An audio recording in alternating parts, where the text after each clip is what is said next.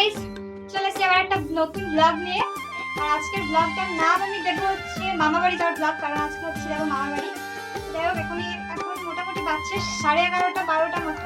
এখন আমি একটু স্নান করে নিয়েছি আর চুলটা একেবারে শ্যাম্পু করেছি।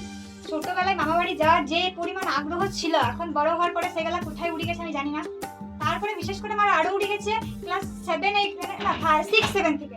মামা ঘর যেতাম, মানে 1 2 দিন না থাকতে থাকতে আমি আমার কেন্দ্রে ঘর চলে আসতাম। 5 যখন আমি 1 2 তে করতাম তখন মামা বাড়ি যেতে খুব ভালো লাগতো। তখন আমার মাসিরা ছিল, সব মাসিগুলোর বিয়ে হয়নি, তখন বুঝতে যেতাম আরে আমার ভালো লাগতো। আর এখন ভালো লাগে না, এখন সব মাসিগুলোর বিয়ে হয়ে গেছে, এবার একা মামা ঘর যেতে ভালো লাগে।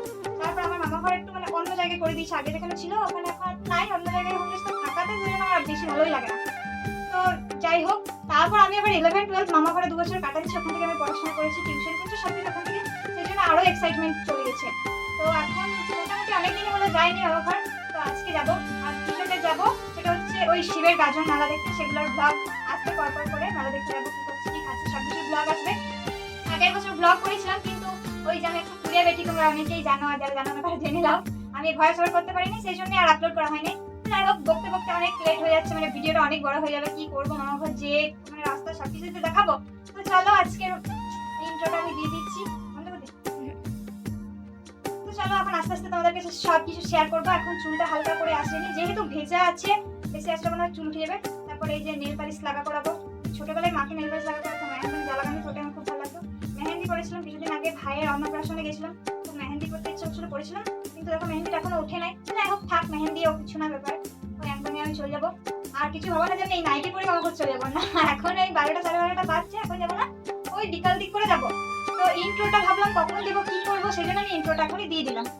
অনেক বড় হয়ে গেল ভিডিওটা, তো চলো দেখাবো, দেখাচ্ছি তোমাদের সাথে পরে।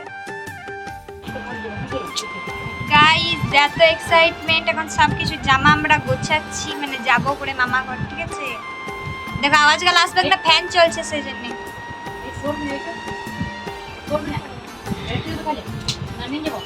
এদিকে দেখো আমি পুরো জামা কাপড় নামিয়ে নামিয়ে রেখে দিচ্ছি, সব কি কোনটা লুবো কোনটা না, এই হাফ প্যান্ট গুলো। গাইস সব দেখো কমপ্লিট হয়ে গেছে, ভরে নিয়েছি।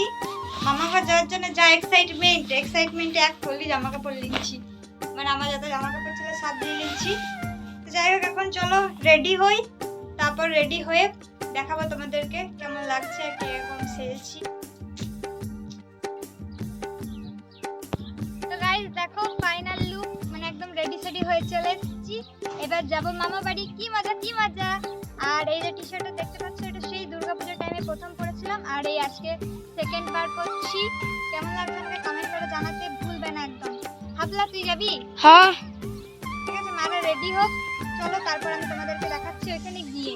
তারপর মামা বাড়ি যেয়ে আমি আর কোনো ক্লিপ নিতে পারি নাই, কারণ একটু সন্ধ্যা সন্ধ্যা হয়ে গেছিলো। তারপর আমরা আবার একটু খাবার টাবার খেয়ে দেখতে চলে গেছিলাম এই শিব গাজনের একটা নিয়ম, শিবদোল। কাদের কাদের ওইখানে এরকম হয় অবশ্যই কমেন্টে জানিও। আর এই যে দেখো